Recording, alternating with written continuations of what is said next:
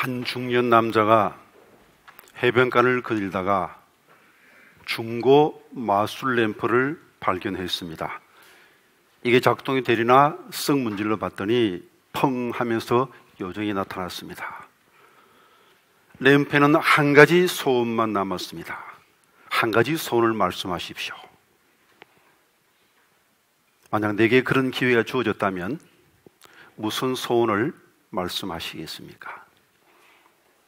이 남자는 1년 후 주식 시세표가 나와 있는 신문을 갖다 달라고 했습니다.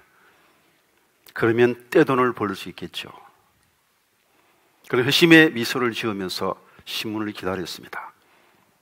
연기와 함께 요정은 사라지고 신문 한 장이 그의 무릎에 떨어졌습니다. 그런데 무릎에 떨어지면서 뒤집혀져서 뒷면에 있는 부고란이 앞면으로 왔습니다. 그 부고란 첫 명단에 있는 사람의 이름이 이 사람의 눈에 확 들어왔습니다. 바로 자신의 이름이었습니다. 떼돈을 번다 한들 1년 후 죽을 목숨이면 그 돈이 무슨 의미가 있겠습니까? 잘 사는 것, 부유하게 사는 것 중요하겠죠. 그러나 영원히 살지 못한다면 잘 산다는 것이 무슨 의미가 있겠습니까? 많은 사람들이 돈의 마음을 뺏기고 어떻게 하면 더 부유하게, 더 행복하게 살까를 생각합니다. 영원히 살 것을 생각하지 못하고 있습니다. 그러나 우리 그리스도인은 부활의 생명을 받은 사람입니다. 누구든지 그리스도 안에 있으면 새로운 피조물이라 이전 것은 지나갔으니 보라 새 것이 되었도다. 우리 생명은 부활하신 예수님의 생명입니다. 우리는 영원히 천국에서 살 자입니다. 그럼 마땅히 우리의 주 관심은 영혼에 있어야 되고 주님께 있어야 될 텐데, 천국에 있어야 될 텐데 안타깝게도 그렇지 못한 경우가 많이 있죠. 어떤 사람이 고도의 근시로 고통당하다가 수술을 받았습니다. 안경을 벗고도 잘 보입니다. 너무너무 기뻤습니다. 그런데 그 다음날 자고 일어나서 습관적으로 옛날에 쓰던 안경을 또 썼습니다. 어떻겠습니까? 오히려 더 혼란스럽겠죠. 마치 이와 같은 어리석음이 우리의 삶 속에 있지 않나 한번 살펴볼 필요가 있겠습니다. 이제 우리는 세상을 바라보는 세계관, 그것이 바뀌어져야 합니다. 예수님의 눈으로 바라봐야 합니다. 예수님의 마음으로 사랑하며 살아야 됩니다.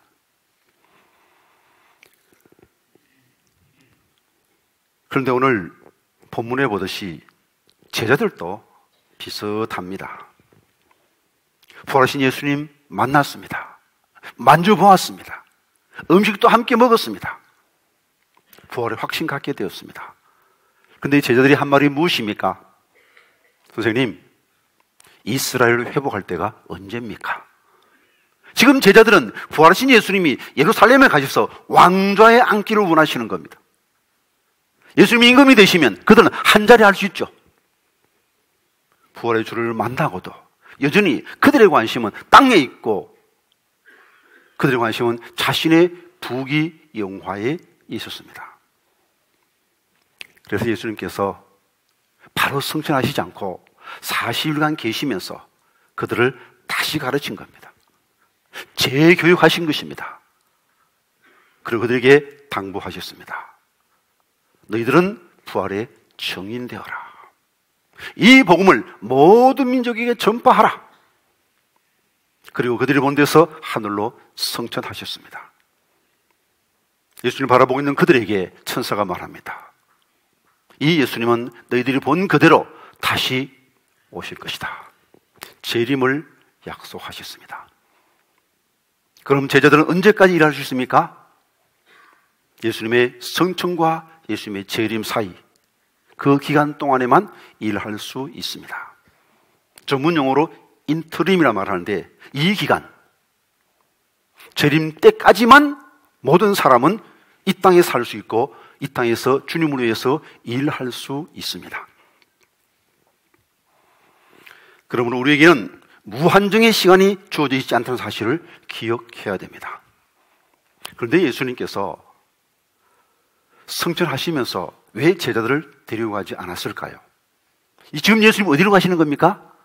천국 가시는데 그 좋은 천국 왜 제자들은 데려가지 않았을까요? 요한복음 14장의 말씀을 같이 읽어봅니다. 내가 너희를 위하여 거처를 예비하러 가노니 가서 너희를 위하여 거처를 예비하면 내가 다시 와서 너희를 내게로 영접하여 나 있는 곳에 너희도 있게 하리라. 내가 다시 와서 너희를 나 있는 곳을 데려가려 말씀하시는데 이 이유는 아마도 더 큰 영광을 제자들에게 주시기 위함일 겁니다. 예수님의 십자가의 사역은 제자들의 증인되는 사명을 감당함이 없이는 완성될 수 없습니다. 예수님이 모든 사람을 위해서 죽으셨지만 누구든지 예수를 믿으면 영원한 생명 얻을 수 있지만 만약 이 복음을 듣지 못해서 예수를 믿지 못한다면 예수님의 십자가는 아무 의미가 없는 것이죠. 그런데 이 십자가의 복음, 부활의 복음을 전할 수 있는 그 특권을 예수님은 제자들에게 주신 겁니다. 제자들에게 맡긴 겁니다. 믿고 맡겨주신 겁니다. 이제 우리의 충성 불충성에 따라서 주님의 그 십자가의 사역이 의미 있을 수도 있고 무의미해질 수도 있는 겁니다.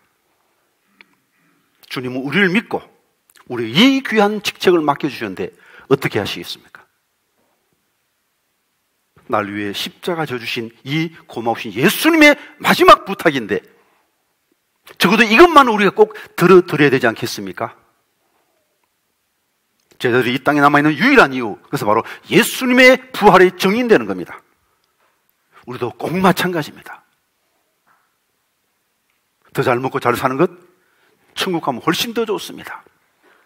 왜 이 땅에 남아 있어야 됩니까? 주님 부탁하신 그 마지막 사명, 십자가의 복음의 증인, 부활의 증인되는 이것이 우리가 이 땅에 남아있는 유일한 이유입니다. 이것을 제대로 감당하지 못한다면 살아있을 이유가 하나도 없습니다. 그러면 이제 우리가 어떻게 하면 좋은 부활의 증인, 충성스러운 예수님의 증인의 사명을 감당할 수 있겠습니까? 본문 속에서 그 길을 찾아보고자 합니다. 우리가 충성스러운 부활의 증인들이면 첫 번째로 하나님의 시간표에 맞추어 살아야 합니다. 한번 따라합시다. 하나님의 시간표에 맞추어 살자. 자, 사도행전 1장 6절 7절 말씀 같이 읽어봅니다. 그들이 모였을 때 예수께 여쭈어 이르되 주께서 이스라엘 나라를 회복하심이 이때니까 하니 이르시되 때와 시기는 아버지께서 자기의 고난에 두셨으니 너희가 알 바 아니요. 때와 시기, 시간의 주인은 하나님이십니다. 언제 예수님이 재림하셨나? 그건 하나님만이 아십니다. 하나님의 주권입니다. 그러므로 우리는 주님이 언제 재림하시느냐, 그게 신경 쓸 게 아니고 내게 주어진 그 시간 안에서 우리 사명을 잘 감당하기를 애써야 합니다. 에베소 5장의 말씀을 같이 읽어봅니다. 그러나 너희가 어떻게 행할지를 자세히 주의하여 지혜 없는 자 같이 하지 말고 오직 지혜 있는 자 같이 하여 세월을 아끼라. 때가 악하니라. 그러므로 어리석은 자가 되지 말고 오직 주의 뜻이 무엇인가 이해하라. 우리의 주어진 시간이 한정되어 있다는 것을 깨닫고 행동하는 사람이 지혜로운 사람입니다. 세월을 아끼라, 이 말씀을 다른 번역은 기회를 사라, 그렇게 관조에 나와 있는데, 여러분, 산다는 것이 무엇을 의미하는 겁니까? 산다는 것은 선택한다는 것이요, 선택한다는 것은 포기하는 것과 같은 의미입니다.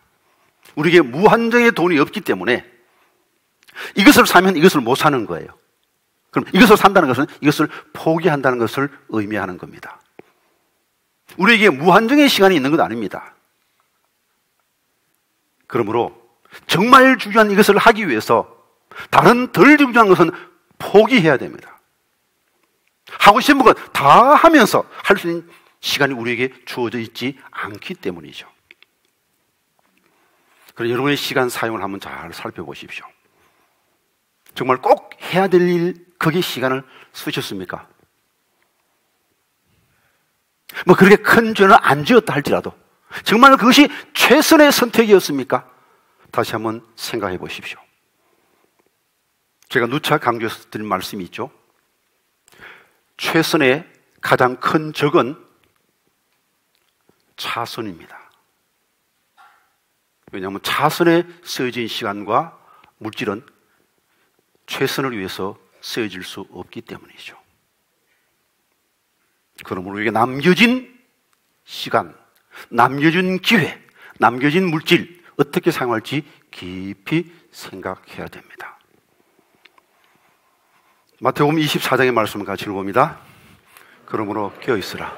오늘날에 너희 주가 임하는지 너희가 알지 못함이니라.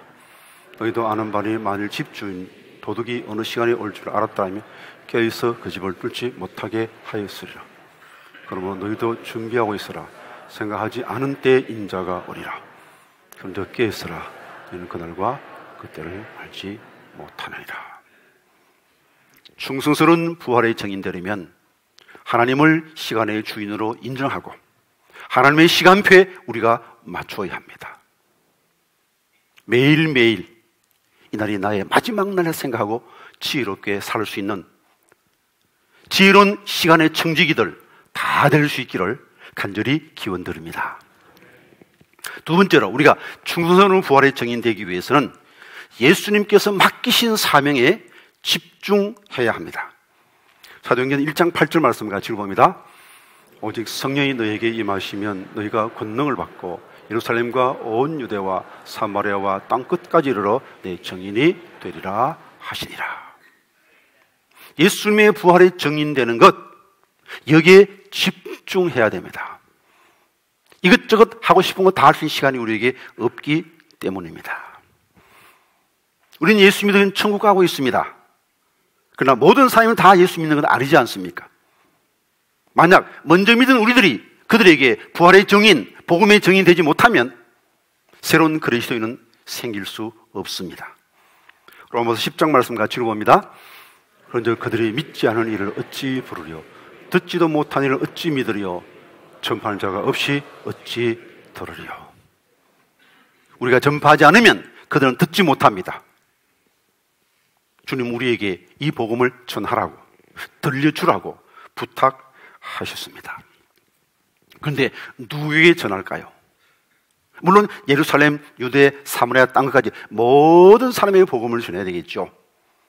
그러나 각자에게 주어진 고유한 사명이 있는데 우리 모든 사람에게 주어진 공통의 사명, 그리고 가장 집중해야 될 대상은 바로 가족과 직장 동료 혹은 직장 관계로 만나는 사람들입니다.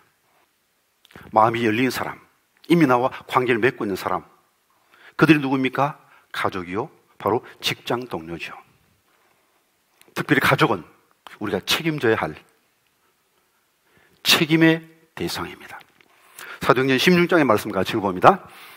간수가 등불을 달라고 하며 뛰어들어가 무서워 떨며 바울과 실라 앞에 엎드리고 그들을 데리고 나가 이르되 선생들이여 내가 어떻게 하여 구원을 받으리까 하거늘 이르되 주 예수를 믿으라 그리하면 너와 내 집이 구원을 받으리라 하고 주의 말씀을 그 사람과 그 집에 있는 모든 사람에게 전하더라.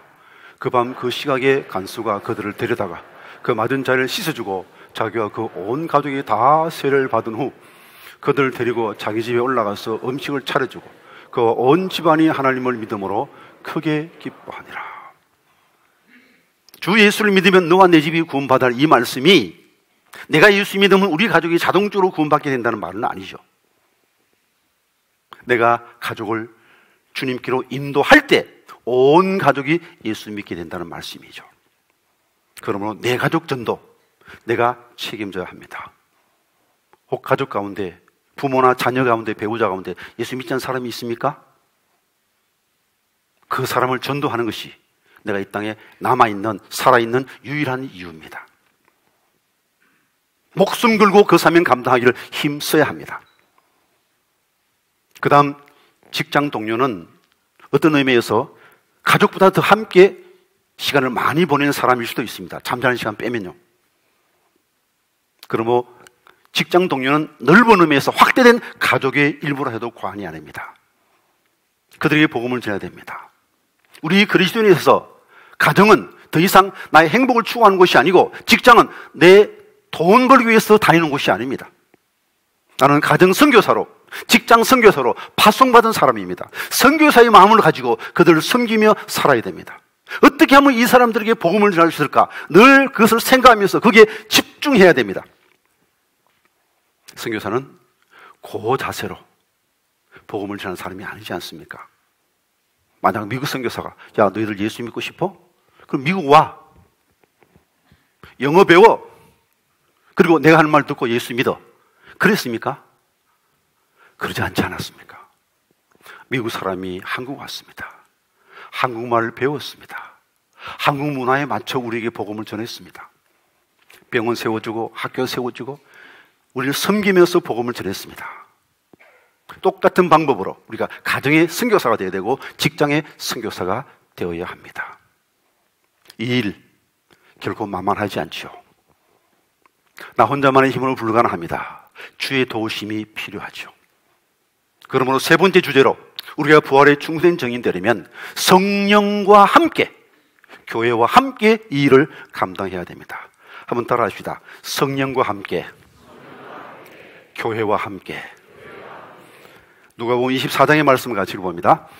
또 이르시되 이같이 그리스도가 고난을 받고 제3일에 죽은 자 가운데서 살아날 것과 또 그의 이름으로 제사함을 받게 하는 회의가 예루살렘에서 시작하여 모든 족속에 전파될 것이 기록되었으니 너희는 이 모든 일의 증인이라.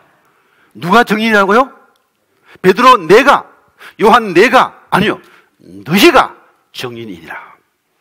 부활의 증인의 사명은 교회에게 주어진, 공동체에 주어진 공동의 과제입니다. 나 혼자 하는 게 아니에요. 부활하신 예수님의 영, 성령과 함께, 그리고 교회와 함께 하는 것입니다. 그러므로 전도는 개인 경기가 아니고 단체 경기입니다. 만약 어떤 사람이 축구를 하는데 자기 혼자 한다고 생각해 보십시오. 와, 상대방은 11명인데 나 혼자 어떻게 상대해? 기죽겠죠. 그러나 나 혼자 합니까? 아니지 않습니까? 내 편도 있지 않습니까? 예수님이 감독으로 계시고 여기는 우리 모두 다 한 편 아닙니까? 한 팀 아닙니까? 우리가 다 한 팀이 되어서 악한 세력을 물리치고 복음을 증거하는 것입니다. 단체 경기를 하기 위해서는 개인기도 물론 필요하죠. 개인이 맡은 영역도 있죠. 그러나 가장 중요한 것은, 단체 경기에서 가장 중요한 것은 팀워크입니다. 마음이 맞아야 돼요. 협조가 잘 돼야 됩니다. 그래야 경기에서 승리할 수 있습니다. 그러려면 같은 팀끼리 잘 알아야 돼요.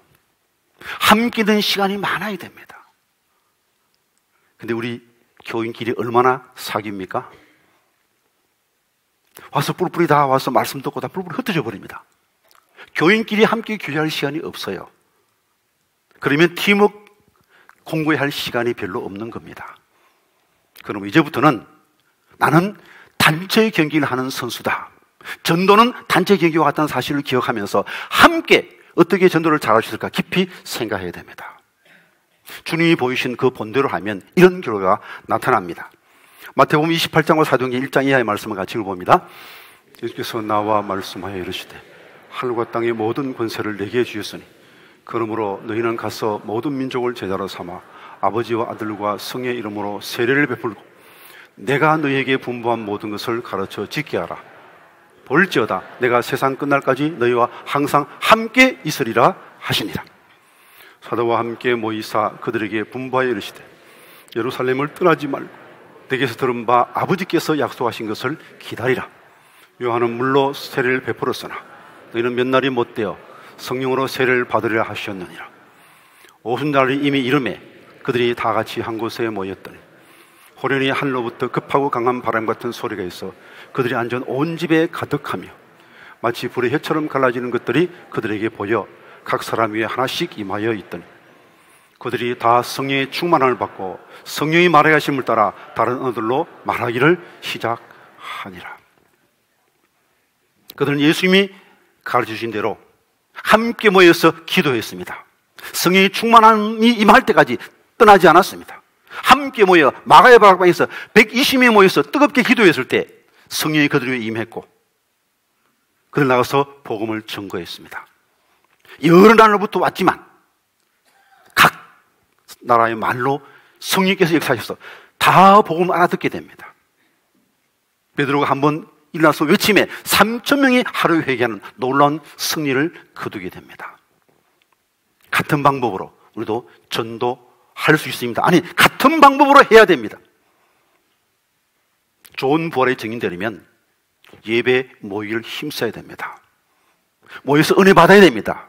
성령의 충만함을 받아야 됩니다. 그리고 세상에 흩어져서 복음을 전할 수 있습니다. 그리고 혼자 하는 게 아닙니다. 함께 팀으로 해야 하는 것입니다. 그래서 우리 교회에서는 동아리 선교회를 활성화하기로 결심을 했습니다. 축구, 골프, 볼링, 요즘 동호회 많이 갖고 있죠. 그러나 교회 동호회와 세상 동호회는 같이 탁구하고 같이 축구하고 같이 골프하지만 목적이 다른 거예요. 내가 즐기기 위해서 아닙니다. 주님의 영광을 위해서, 전도를 위해서 함께 하는 겁니다. 믿지 않는 남편 교회 데리기 참 힘듭니다. 남편이 골프 좋아합니다. 교회 가면 골프 동호회 있는데 그럼 훨씬 쉽게 전도할 수 있을 겁니다. 혼자 하면 힘들지만 함께 하니까 쉽잖아요. 이 일에 이런 모두가 동참할 수 있기를 바랍니다. 앞장설 수 있기를 바랍니다. 누가 권하기까지 기다리지 마십시오. 우리 교회는 교인들이 자발적으로 하기를 원합니다. 여러분이 능동적으로 내가 하겠습니다. 나서십시오. 그래서 우리 모두가 충성스러운 부활의 증인 될 수 있기를 바랍니다. 어떻게 기다리는 것이 가장 주의 재림을 잘 기다리는 것일까요? 이단들은 말합니다. 사편에 주님 곧 오실 터인데, 그리고 흰옷 입고 산에서 주의 재림을 기다리자 말합니다. 속지 마십시오. 가장 주님을 잘 기다리는 방법은 일하면서 주님의 재림을 기다리는 겁니다. 고 양정 박사님이 이런 말을 하셨습니다. 언제 아내가 제일 예뻐 보였냐 물었을 때 하루는 퇴근하는데 아내가 집에서 혼자 도배를 하고 있었습니다. 얼굴에는 풀이 묻었고 땀이 줄줄 흐르고 있는데 그 남편을 돌아보면서 여보 어서 오세요. 이거 다 제가 발랐어요. 하고 활짝 웃는데 그때 아내 모습이 가장 아름다웠다고 말합니다. 언제 주님 오시면 좋겠습니까? 엉뚱한 짓 하다가 죄 짓다가 그때 주님 재림맞이하면 어떻겠습니까? 부활의 증인 되기 위해서, 가족 전도하기 위해서, 직장 동료 전도하기 위해서 최선을 다하면서 일하다가 주님의 재림을 맞을 수 있는 복된 믿음의 사람들, 충성된 부활의 증인들 다 될 수 있기를 바랍니다.